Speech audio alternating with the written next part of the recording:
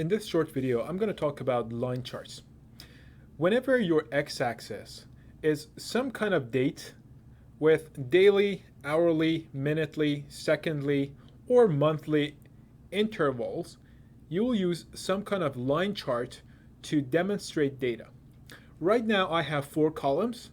Column A is date, and you can see it starts from January 1st, 2018 with daily intervals and goes all the way to the end of, so I can click over here so you will see the number. It goes to the end of 2019. And if I go up to show you the other columns, there are 3 other columns: rainfall, maximum temperature, and minimum temperature. This data is weather data for one location in Pennsylvania that I have downloaded from National Oceanic and Atmospheric Administration website. In this short tutorial, I'm going to show you how to create lines of maximum temperature and minimum temperature. So first of all, again, I am going to go under Insert tab, and you will see that there is one button over here to insert line or area charts. I'm going to talk about area charts later. Right now I'm going to focus on line charts.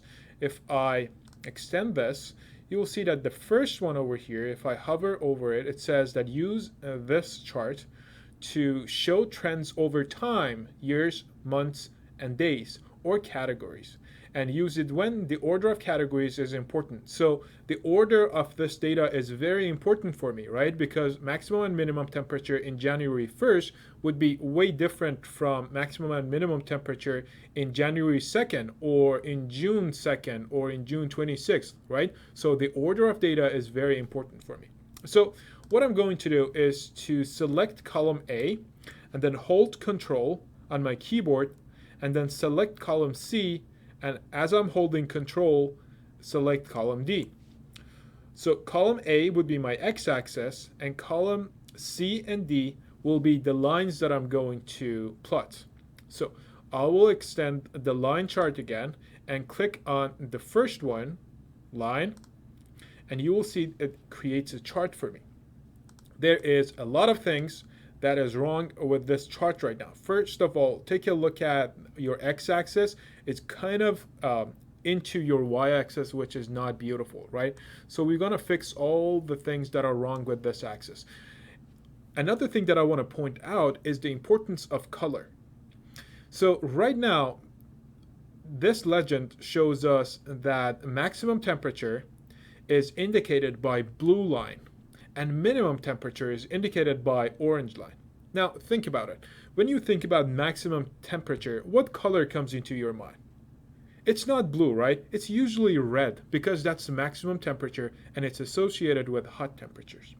And when you think about minimum temperature, usually some colors like blue or green comes into your mind, right? So you need to be actually very careful when you are picking some colors, because different colors have different ideas behind them. Okay, now let's actually modify these two charts together. So first of all, right now you can see that x-axis crosses y-axis at 0, right?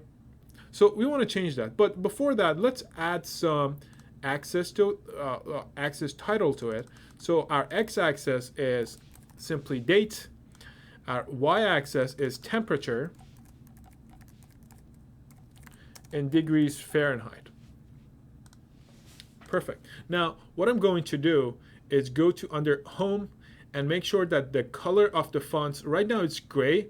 I want to change it to automatic, which is black. So you can see that the x-axis and y-axis right now is black and more readable. Now, the other thing that I want to do is to change the font from Calibri, which is your default font, to Times New Roman.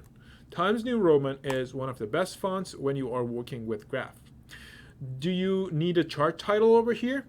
Maybe yes. If you know which station you're working with, you can say temperature variations